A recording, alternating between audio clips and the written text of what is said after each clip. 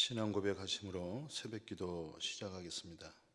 나는 전능하신 아버지 하나님 천지의 창조주를 믿습니다. 나는 그의 유일하신 아들 우리 주 예수 그리스도를 믿습니다. 그는 성령으로 잉태되어 동정녀 마리아에게서 나시고 본디오 빌라도에게 고난을 받아 십자가에 못 박혀 죽으시고 장사한 지 사흘 만에 죽은 자 가운데서 다시 살아나셨으며 하늘에 오르시어 전능하신 아버지 하나님 우편에 앉아 계시다가 거기로부터 살아있는 자와 죽은 자를 심판하러 오십니다.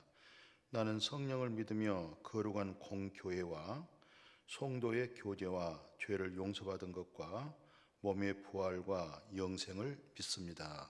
아멘. 자, 오늘 함께 은혜 받을 말씀은 마태복음 11장 23절, 24절 봉독에 올리겠습니다. 가버나움아 내가 하늘에까지 높아지겠느냐 음부에까지 낮아지리라. 내게 행한 모든 권능을 소돔에서 행하였더라면 그 성이 오늘까지 있으리라. 내가 너에게 이르노니 심판날에 소돔 땅이 너희보다 견디기가 쉬우니라 하시니라. 아멘.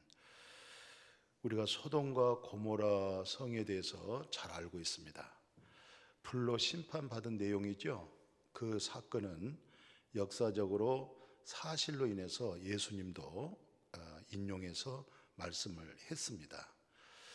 그리고 아브라함의 조카 롯이 소돔과 고모라에서 구원을 받는 거 있었죠. 그때 이 롯은 의인으로서 의인의 심령이 상했다. 의인의 심령이 상해서 아브라함으로 하여금 롯의 가족 구원받는 그런 내용이 있었습니다. 근데 오늘 그 소돔의 사건을 예수님께서 마태복음 11장 본문에 있는 내용이죠. 그 가버나움에서 행했던 예수님의 기적 아시잖아요. 그런 행적, 그게 바로 성령의 권능으로 예수님께서 성령을 힘입어서 가버나움에서 큰 놀라운 하나님의 표적, 놀라운 기적이잖아요. 그 일을 행했는데도 불구하고 가버나움의 사람들이 회개하지 아니했다는 그런 내용이잖아요. 아마 가버나움에서 예수님이 행한 그 놀라운 하나님의 표적을 소돔과 고모라 성에서 행했다고 하면 아마 소돔과 고모라 성 이미 회개하고 구원을 얻었을 것이다, 그런 얘기잖아요. 그러니까 예수님의 그 표적의 목적이 뭐겠어요? 그 하나님의 놀라운 기적을 통해서 마음이 하나님께로 돌아오도록, 그리고 그 마음의 중심이 하나님 곧 그리스도로 세워지도록, 이것을 일컬어서 생명 얻는 회개, 그렇게 말씀하잖아요. 그 생명은 오직 예수 그리스도 외에 다른 생명은 없습니다. 모든 피조물의 생명은 다 때와 기한이 있잖아요. 그러나 예수 그리스도는 생명의 근원이 하나님이시잖아요. 생명의 근원이 하나님이신데 그 하나님의 성육신하신 분이 누구예요? 그분이 바로 예수 그리스도십니다. 그러니까 회개라는 것은 뭐예요? 예수와 함께 옛사람이 죽고 부활하신 그리스도로 살 수 있도록, 그러니까 부활의 생명으로 사는 것을 걸어서 생명 얻는 회개다. 그러니까 예수님의 모든 표적의 목적이 뭐였어요? 그런 기적을 통해서 회개하라, 이 뜻이잖아요. 그런 놀라운 하나님의 엄청난 기사를 보고도 회개하지 아니한다고 할 때는 바로 오늘 마침 가버나움이 책망 듣는 것처럼 그와 같은 내용이 되겠습니다. 그래서 예수님도 그래요. 그때 당시에 하나님을 잘 믿는다고 하는 종교인들이 있었잖아요. 그들에게 예수님이 뭐라고 말씀하냐면 요한복음 3장 12절 13절에 그래요. 진실로 진실로 네게 이르노니 우리는 아는 것을 말하고 본 것을 증언하노라. 그러나 너희가 우리의 증언을 받지 아니하는도다. 내가 땅의 일을 말하여도 너희가 믿지 아니하거든 하늘의 일을 말하면 어떻게 믿겠느냐라고 말씀하신 것이죠. 이 말이 무슨 말이에요? 예수님이 지금 증언했어요. 뭘 증인했어요? 뭘 증거했어요? 바로 살아계신 하나님, 천국에 관한 것을 다 증언했잖아요. 그래서 예수님이 이렇게 증언할 때에, 증거할 때는 우리가 봤다, 또 우리가 안다, 이것을 말하는데도 불구하고 우리가 증언한 것을 너희가 받아들이지를 않는다. 세상에 보이는 것, 땅의 일을 말해도 너희들이 안 받아들이는데, 땅의 일을 가지고도 내가 증언을 할 때 너희들이 안 받아들이는데, 하물며 하늘 일을 말하면 어떻게 받아들이겠냐 이 말이에요. 그러니까 예수님이 알고 있는 이 사실, 이 사실을 안 받아들인다는 것이잖아요. 마침 사도행전 1장 8절에 뭐예요? 성령을 받으면 권능이 임한다고 그러죠. 성령의 권능을 통해서 뭐 합니까? 증인이 되는 거예요. 무슨 증인? 예수 그리스도는 우리의 죄에 대하여 죽고 그리고 우리를 의롭다 하시기 위해서 3일 만에 살아났다. 이것을 증인한단 말이죠. 이 증인들이 뭘 증인하냐? 자기네들이 예수님 십자가에 죽은 것을 봤어요. 그리고 부활한 것도 봤어요. 그게 증인이단 말이에요. 이 증인으로서 예수 그리스도 십자가에 죽고 부활한 것을 증거를 했잖아요. 근데 그 증거를 안 받는 거예요. 그 증거를 안 믿는 거예요. 그 사건의 증인이 나타나서 말했는데도 말을 안 듣는 거예요. 그러니까 예수님이 땅의 일을 말해도 이 땅의 사건을 내가 증인으로서 말하면서 당신네들에게 증거하는데도 불구하고 내 증거를 안 받아들인다는 거예요. 근데 더구나 보지 못한 하늘의 일을 내가 증인인데 그 하늘에 놀라운 숨겨지고 감춰졌던 하나님의 나라를 증거할 때에 너희들이 믿겠느냐, 그런 내용이잖아요.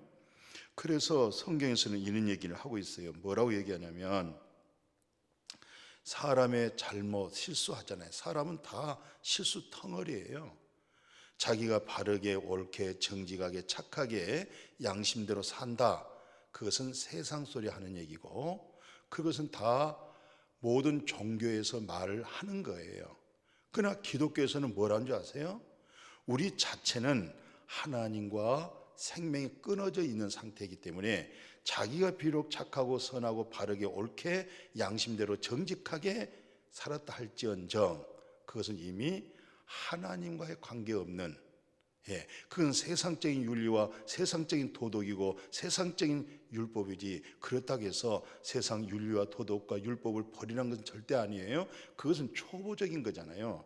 우리가 하나님을 믿는 우리에게 있어서는 하나님께서 우리에게 예수를 통해서 증인자로서 이 땅에서 증거할 때 그 증거를 받아들이라는 얘기지요.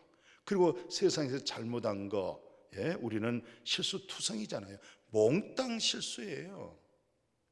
다 각자 소견대로 얘기하는 거 아니겠어요?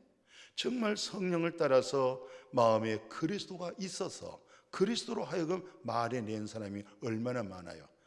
정직하다, 바르다, 정의다 하더라도 그건 이기적이고 자기의 의가 되는 것을 많이 저는 볼 수가 있어요. 오늘 그래서 예수님이 중요한 말씀을 한마디 했죠. 마태복음 12장 뭐라고 얘기하냐면 예수님께서 31절 이하에 보니까 모든 죄는 용서받을 수 있지만 성령을 거역을 하거나 성령을 모독하면 죄 사함, 죄 용서가 없다는 거예요. 오직 성령만이, 그 성령으로 하여금 증거된 내용, 성령의 권능으로 하여금 증인들이 증거할 때 그거 받아들여야 된다는 거예요. 그거 안 받아들이고 그거 안 믿으면 죄 용서가 없다 이 말이에요. 그러니까 성령의 권능은 뭡니까? 증인이 되는 거잖아요. 뭘 증인입니까? 예수님은 우리 죄에 대하여 죽고 나를 의롭다 하기 위하여 살아났다. 예수님은 살아났다. 예수님 십자가에 죽었다. 그때 당시에 증인들이 있었잖아요. 그것을 증거 오늘날 하고 있단 말이에요. 오늘 성령 받은 사람들이 그 권능으로 말미암아 그 사건을 증거하는 증인들이 있다 이 말이죠. 그런데도 오늘 많은 사람들은 그 증인들의 증거를 받아들이지 아니함으로, 성령을 거역함으로, 성령을 받아들이지 아니함으로, 성령의 진리를 순종하지 아니함으로 곧 죄 사함, 영혼 구원 없다, 그런 말씀입니다. 그래서 오늘 로마서 사도 바울은 15장 13절에 보니까 소망의 하나님 모든 기쁨과 평강을 믿음 안에서 너에게 충만하게 하사 성령의 능력으로 소망이 넘치게 하시길 원한다. 그러니까 아무개 성도님, 아무개 형제님, 참 우리 자매님은 정말로 소망이 넘칩니다. 하나님의 나라에 대해서 소망이 넘칩니다. 근데 그 소망이 넘친 게 뭐냐? 성령의 능력, 성령의 권능입니다. 그게 성도들 마음 안에 성령의 권능이 있는 사람들은 말하는 것, 살아가는 삶, 이 모든 것이 바로 소망이 넘치는 긍정적인 사고를 가지고 살아가는 것을 볼 수가 있잖아요. 그 고린도전서 6장 14절에 하나님이 예수 그리스도를 다시 살렸자고 그랬잖아요. 주님을 다시 살리신 같이 또한 그의 권능으로 우리를 살린다. 권능입니다. 예수 그리스도가 십자가에 죽고 땅에 묻혔는데 하나님의 권능으로 살리신 것 같이 우리도 우리 죽은 자를 하나님의 권능으로 살린다, 그렇게 말씀했어요. 그래서 사도 바울의 신앙의 이분의 철학을 보면, 신앙의 정신, 신앙의 영성을 보면 빌립보서 3장 10절 이하에 보니까 내가 그리스도와 그 부활의 권능과 그 고난의 참여함을 알고자 하여 그의 죽으심을 본받아 어떻게 해서든지 죽은 자 가운데서 부활에 이르려 한다. 그러니까 이분의 믿음이 어떤 믿음이었어요? 죽은 자 가운데 어찌하든지 부활에 이르려 하는 그 부활의 권능에 참여하는 거예요. 그 부활케 하는 그 권능을 힘입는 것입니다. 그의 믿음은 마침 무슨 믿음이에요? 성령의 권능. 왜? 그 권능이 왜 이렇게 중요했느냐? 부활이라고 하는 것은 권능에서 부활이 된다, 이 말이죠. 오늘 여러분과 저도 성령을 받아라. 성령을 받으면 권능이 임한다. 권능이 뭐라고 그랬어요? 디나미스. 바로 다이너마이트라고 하는 유래가 바로 디나미스, 권능에서 왔잖아요.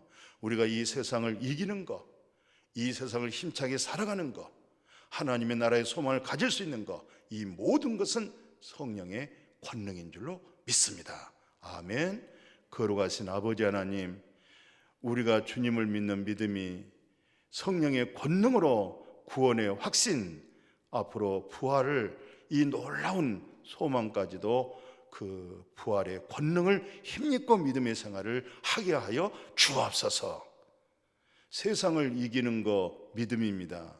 내 자신을 이기는 게 믿음입니다. 그러나 그 믿음은 성령의 권능입니다. 권능의 능력, 폭탄 같은 믿음의 힘이 그리스도로 인해서 솟아나게 하여 주옵소서. 예수님의 이름으로 기도드렸습니다. 아멘.